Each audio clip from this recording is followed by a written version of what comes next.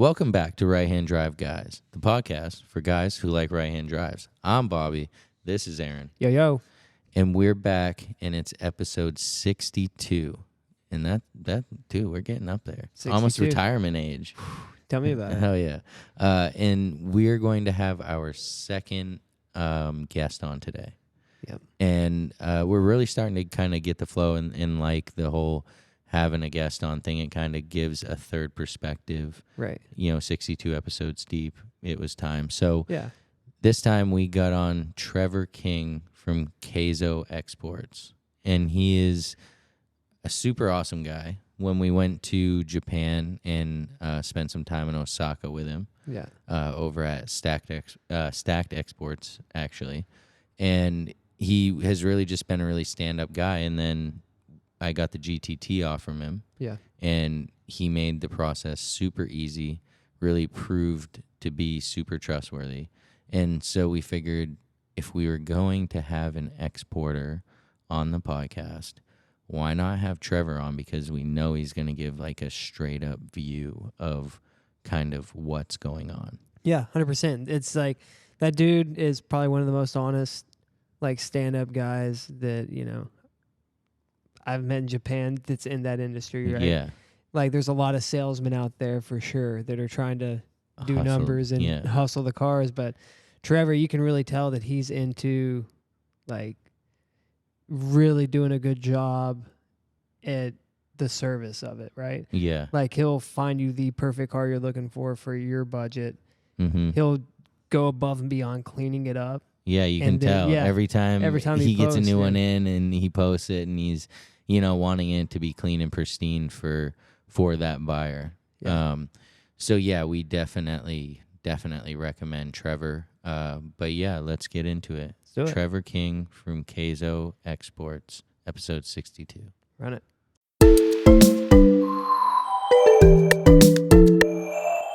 All right, we're here with Trevor King. What's up, Trevor?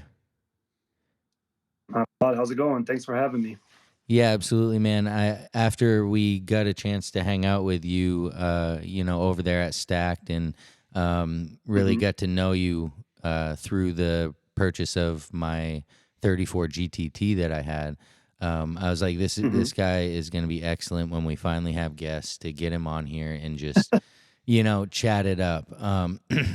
So yeah, I mean. We'll kind of get into how you ended up over there because clearly you're not born Japanese citizen, but you are over there in Japan right now.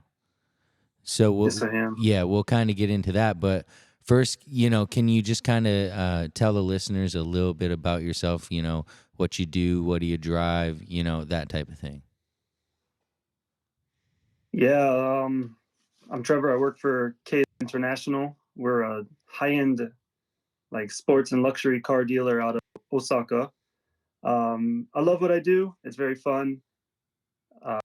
I've been in Japan for, I think I'm closing in on 9 years. So I'm about to start my 10th year. Wasn't always doing the car business. I was in, English like every other foreigner that comes to Japan, not making any, you got to work hard. So I actually met my boss through a kindergarten I was working at and joked with his wife. I was like, they should hire me. I love cars. And she took it serious because Japan understands sarcasm. So I was like, all right, they'll like hire you. I'm like, yeah, let's try it. That was about 4 years ago. So I've been doing this going on my 4th year. And yeah, everything is, it's fun. I work every day. I hardly have a day off. Like today's my day off, but I get the chance to speak to you guys, and I talk to customers all day long. Like that's my selling point. As long as I'm, I'm gonna respond. As far as what I drive, I think what I used to drive is more interesting. I started with the 34 GTR is my first car in Japan. Nice. Drove that for about a year, and then jokes on me, I sold it like a year later, and then bought a family truck. That wasn't enough, so I went with a S15 Sia. Then prices jumped, so I sold that, and then I bought the the A90 GR Supra, which I'm driving now. You guys saw it at Stack that day, and it was funny because you were like, you're cool, but you're not cooler pulling up in a Supra. Like if you'd have pulled up in like a K car, you'd have still been, a nice guy, but you wouldn't have been, driving Supra kind of guy. That was pretty. Yeah, no, I mean you've had quite the list of cars there. That's an impressive list. Love cars, even I'm 42 now. Ever since my very first car as a teenager was a Honda Prelude, a 92. Oh, nice. And then I drove to work the next day, and I had some Honda guys that I worked with, and they asked me a question that changed my life. They said, "Is it VTEC?" What does that mean? Right? Yeah. That kind of like the trajectory of my entire life. Sold that, bought an Integra GSR, put a turbo on it. This was 90, 99, before like really took off. But I've always been into this. Been in the game. Hell yeah. So, what was it like being an American because a lot of guys want to know this, right? As soon as you get back from a vacation in Japan, you're Googling how to immigrate to Japan. It's for sure a thing. So, Yeah. For some guys listening, what was it like being an American immigrating into Japan? Well, it's not easy. First off, there's really no way to do it. And there's really no easy way to do it. Now, I took the most difficult route. I got married, So for some people, that might be a good thing, but yeah, it's really not easy, So my wife was Japanese. We met in America, and then she's living in Japan. So it was kind of the toss up, I said, yeah, I love cars. I love Japan. I've got a lot of hobbies. You can't really see, but I build Gundams, and I love samurais, and like every other foreigner that comes to Japan, typically. So the biggest thing is get an immigration visa, like a temporary visa. They're really strict. They give you 1 year. Then you have to go back to the immigration office every year, get it extended. I lucked out.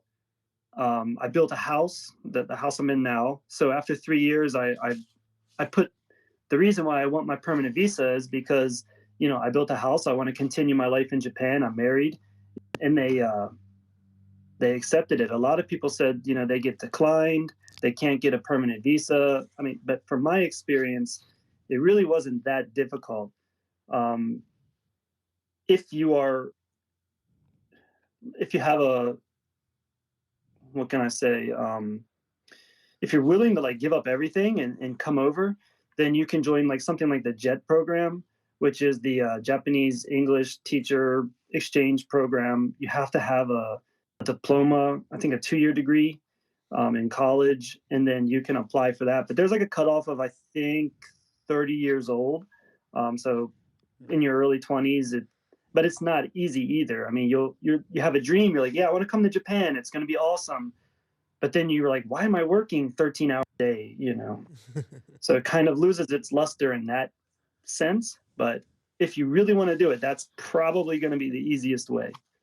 Nice. Okay. So what I know you had something for him. Yeah. So talking about exporting, what was the first car you exported when you got in the business? Do you remember? Of course I remember. So my customer, like the majority of my customers, like you guys and all of my customers, I talk to every day. They become my friends, no matter their age, if they're young, if they're old. So my very first client, Mr. Keith, I'm sure he'll be listening to this. I didn't tell him he was my first customer, but he wanted a Toyota Century, so he ended up getting a 97 Century. It was what he wanted, fender mirrors, dark green. Classic. But yeah, I mean, it was awesome. And then it wasn't until a November car, so he had to store it for like, I think 8 months. And then, we talked every single day, and he ended up buying another car from me. And, he's a really nice guy. And so that was really the Century, like he posted it on a Century, like a forum on Facebook. And then I got like a bunch of customers from that, all buying Centuries. That was my number one selling car until the Skyline became legal. And now that's the hottest car on the planet. Yeah, that's a good way to say it for sure. Um, so along that line of the things you've exported, what would you say is the most unique car that you've either exported, or I know you've done some inspecting and whatnot, but what's like the most like no way car? Yeah, the most unique. Obviously, I wouldn't say my specialty, but my desire for inspections and things like that are going to be with the GTR, the 34 GTR. So anytime I can inspect one of those, and whether it's for another client or another exporter, or for just social media content, I'm so happy to do that. But as far as the most unique, it was probably the Lancia Delta, the Evo 2. Oh, I actually sweet. had one in stock. I didn't even know what that car was. So like I posted it. I was like, hey, we have this Lancia, whatever. And I posted another car. And then somebody commented on he's actually in New York with you guys at JDM Supreme. Oh, yeah. He was like, hey, I'll buy that Evo if it's still available. And I'm like, I don't have an Evo. What does that mean? I was like, oh, whatever. And then I was like, oh, you mean the Evolution, the Delta? I was like, yeah, I still have that. And then he's like, yeah, I'll buy it. So that was really cool, because it's like an Italian car. It's been in Japan forever. Nobody wanted it, but they have such a cult following. I didn't know that. Yeah. Oh yeah, they do for sure. Yeah, that's cool. He has Yeah. a pretty big collection, so I'm sure that fit right in there. Yeah, all red. He's got like a whole warehouse full of red cars. Yeah, it's yeah, insane. he isn't that far from us. So It's awesome. as far as pricing goes with cars, are you seeing a big incline or decline in prices? Or are they staying about the same since the 34 became legal, and with other cars as well? Like, is there a big uptick in prices nowadays, or? No prices are dropping. So the way I look at it is, some people, they bought the 34 GTR 2 years ago. Right. So they've been waiting for it. The GTT's been legal for over a year now. Those prices are not dropping. What I can say is the quality is dropping. So if I upload a GTR that's like 10 million, well, let's say 13 million yen, like that's cheap for a GTR right now. But the majority of the GTRs are going to be 20 million yen. So why is that 13 million yen? Well, probably because it has rust issues. Like I had that silver GTR I just sent to Italy.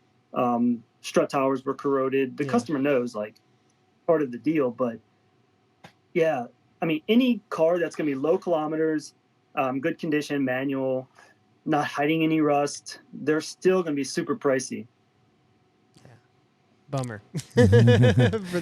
but not really. I mean, it's it's part of it, though. I mean, it's part of the market. America. So the only way I think you can score a cheap car is like a fire sale. Somebody in America bought a car, they're in over their head. I need to just get rid of this car. I think that's really going to be the only way you can score a cheaper priced any car now. Yeah, that stinks. I mean, and on one hand, if it's here and they're fire selling it, it's already gone through the whole process of being imported, which, as we'll get to in a few, it's not like super hard, but it's a process, right? And so, yeah, I think as some of these come over and people maybe made some bad decisions and they have to get out of them, you're right. Yeah. I'll be trying to keep my eye open for those. I don't know about you. Oh, yeah. So scoop them up. yeah, for sure. So we were hoping to kind of get, for some of our listeners that maybe haven't imported a car or are looking to, do it this time, Can you kind of run us through the process of getting with you and how the whole thing works? Yeah, the overall process is it's quite simple if you take it step by step. Now, my biggest trouble is building trust between the client and me. Why does somebody want to send Trevor $50,000? Um, it's not going to my bank account, so I mean that's fine. It's going to Keizo. We are, a certified, you know, Japanese, you know, dealership. So like, there's nothing like really shady there, but like still like international. They've never met me. You took a chance. I mean, look what happened. So building that trust is the very first thing.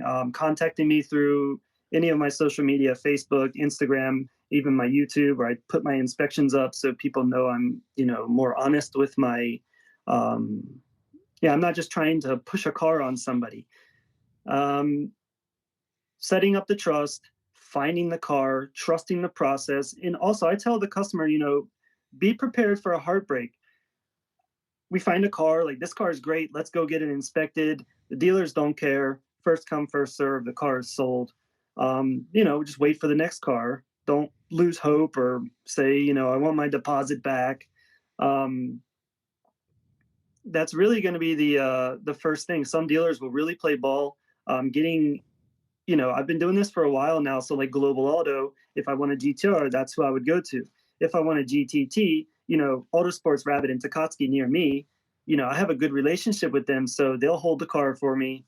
Um, Finding dealers and, if I need storage, I have Stacked. If I need extra inspections, I've got Zap Auto, who's, a really good friend of mine as well.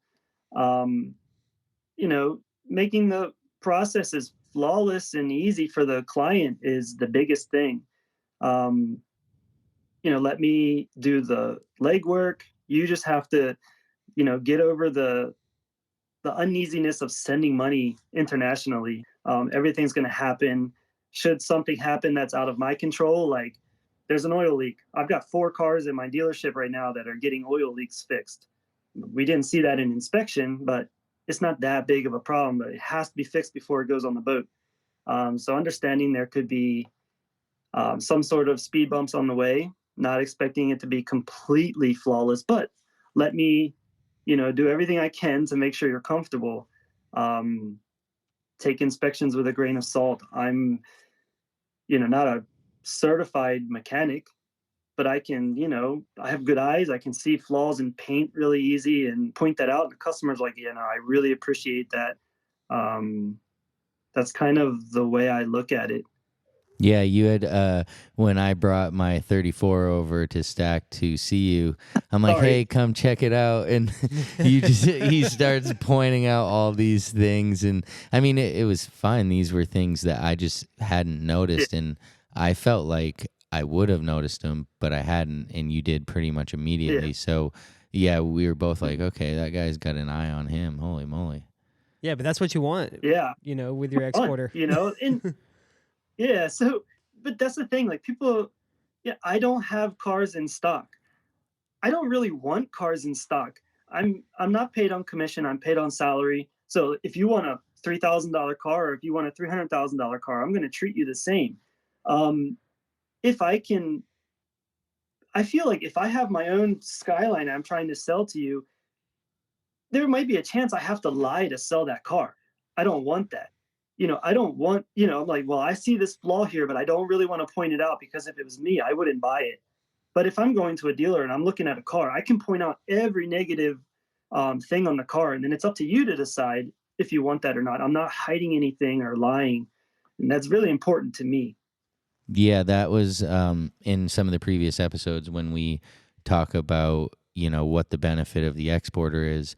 And that's kind of what Mm-hmm. I say is the exporter is motivated to get you the best car because that makes Mm-hmm. their reputation better. They're getting the same Yep. fee regardless of if they had gotten you a junk car or a nice car. So they're always going to get you the Exactly. nicer car. Whereas maybe somebody who is importing it and has these extra fees they had to pay, now they're wanting more on top. Whereas with you, I'm paying the fees exactly what they are, with nothing on top. Mm-hmm. So Yeah, no, I like that about exporters for sure. Mm. Yeah. So, uh, do you? So I did have one kind of question that was a little separate than cars, where you do live in Japan, and we have a lot of listeners that would like to go to Japan. If there's one Yeah. place in the Osaka area that you would recommend somebody check out if they were in Japan, what would it be? This Yeah. guy. Yeah, you can come to my dealer, look at the Lamborghinis and Ferraris. That's fine, but that's probably not what they want. So, I mean, people that are calling in and are listening to the Sure. podcast, um, really, I would say it really depends on what you want. Most people want to see the GTRs. Where are you going to see the most GTRs in one place? That's going to be Global Auto. You went there yourself, so I recommend stopping by Global Auto, checking that out. I can go with whoever wants to go. I mean, it's really fun for me. I'm friends with the guys over there. Um, as far as like a night scene, like there's really not an Osaka night scene as far as like I'm aware of. Um, I have gone to individual like secret car shows, just like meetups, but there's not like an every weekend we do this kind of thing like Tokyo. So if you want parts, it's your typical up garage. If you want, to really see some cool cars, you can check out GT Nets and Global Auto in Sakai, which is near my dealership as well. Oh yeah, man. Thank you. We appreciate that. We did go to Global Auto. Oh yeah, It that wa- was a good time. It it was was. crazy. Like Yeah. just so many. I mean, that's where I bought my car from. Yeah, dude, it was just so nuts seeing all those cars packed in there, so tight, just squeezed. Every square foot of Yeah. that place was just the highest end GTR with Nismo motor here, HKS over here. Like it was insane. Yeah, for sure. And they just Uh put up a net at the night. yeah, we did see that, and they like slide it out when they're all done with it. Yeah. That's definitely a pretty high risk situation there. Just anything could whew. I don't know. I mean, I've been doing it forever. Yeah. So yeah, man, we definitely appreciate you coming on all the way from Japan. It's always nice to talk to you. I always make sure I for sure always recommend Trevor. It really was a great experience from, yeah, like you said, the gaining the trust. And then, of course, we had the opportunity to actually come see you. So that really solidified, who I was dealing with. And then, yeah, the support after the fact is always great too. So, if you do need a car, I personally always say you're going to be the best route. And now you inform me that you even have a way to, kind of work the registration thing if somebody's really interested in it. Yeah. So, there's nothing. I mean, how can I put it? I don't feel like I have any competition, and the reason being is there's so many people in the world. I mean, if 10 people come to me, 100 people go to your social media giants like Stacked and and Top Rank. I just really don't feel like they can give them the attention that I give. But everything. Like I just try to do my best. If somebody wants a car, um, I'm gonna make it happen one way or another. So as far as registration goes, like if they want, not everybody in Japan can do that because you need to have like a wall plate um, service, and my company has that, which I didn't know until you brought it up, and then I was like, well, if Top Rank can do it, why can't we? And my boss is like, we can, stupid, and I'm like, you didn't tell me that. Yeah, I mean it's not cheap, but if it's your dream, you can make it happen. Right. Hell yeah. And so, Oh, yeah. how do they get a hold of you? If they want to get the process started, where are they going to go? Well, first they would need to have their car purchased through us. If they have that, then yeah, it's just we have to get it inspected. Um, it's called Shock-In. The Shock-In test is like a 2-year, but I think we can even do a 1-year, which would be a little cheaper. And then, yeah, within 1 year, they could come to Japan and drive it. It's really not, it's nothing the customer would have to worry about. It's only paying. We would have everything taken care of. Well, yeah, which is, of course, when somebody's traveling overseas, that's this stressor, but obviously you seem to have a habit of making things pretty stress free. So, Yeah. Yeah. if Let me be stressed. You don't need to. which is great. That's customer service at its finest. It really is. Mhm. So if they want to get a hold of you, Trevor, to get the car and, follow the dreams, how are they going to get a hold of you? My Instagram is Trevor Keizo Exporting. Keizo is Keizo. I told my boss, I was like, people can't really pronounce Keizo, so it's kind of difficult. So we actually have, like, I mean, I believe I've heard you say Kaizo, but Yeah. everybody says that. Um, so we're actually starting a new exporting only division where I do the exporting through the dealership just the same, but we're kind of, let's change the name, make something more English friendly. So we're thinking about that. But Oh, yeah, nice. Instagram is for me. WhatsApp, you can get my number from any post I make. Contact me through WhatsApp, Instagram, my Facebook messengers, Trevor Ki Exporting. Um, and then yeah, my YouTube is Second Chance JDM. That's kind of separate from my business, but I have all my links there as well, just so they can contact me if they feel like I'm a trustworthy person. Hell yeah, man. That's awesome. I definitely feel like you're trustworthy. What Me about too. you? Oh, Hell yeah. 100%. yeah. Yeah, we appreciate it, man. And looking forward to hopefully the next car. Yeah, man, I'm here. I look for you. You mentioned the Civic and the Sylvia as everything you want. I look every day, and I enjoy seeing you guys blow up and all the recognition you're getting and being a voice for the people. I haven't seen that yet, so I appreciate you guys just as much, of course. Hell yeah, man. We'll be in touch. Enjoy the day there in Japan. I appreciate it. Thank you. See ya. Dang, that was a good one. Dude, tell me about it. It was really cool just hearing his perspective on, the GTR pricing and, where to go if you're in Japan in the Osaka area. Yeah, I would say that was a successful second guest on the podcast. Yeah, dude, Trevor's the man. Yeah, absolutely. And so again, as he said, just hit him up if you got any questions. If he literally will answer them all. Like he said, he eats, sleeps, and breathes it. Yeah. So, and that's what I found. He's definitely on point, has really good communication. Yeah. I think that's part of working with him, even though he does work for Keizo. For him, it's not, kind of, let's just say like top rank where they're very busy and they maybe don't have a lot of time for you. Right. I feel like he always makes time, which was probably key in the trust factor like he talked about. Yeah. 100%. So yeah, that was episode 62. You can of course follow us on all the socials at RHDGUIS. Hit up the website, rhdguis.com, for all the merch and all the good stuff. But until next week, I'm Bobby. This is Aaron. See ya. Peace.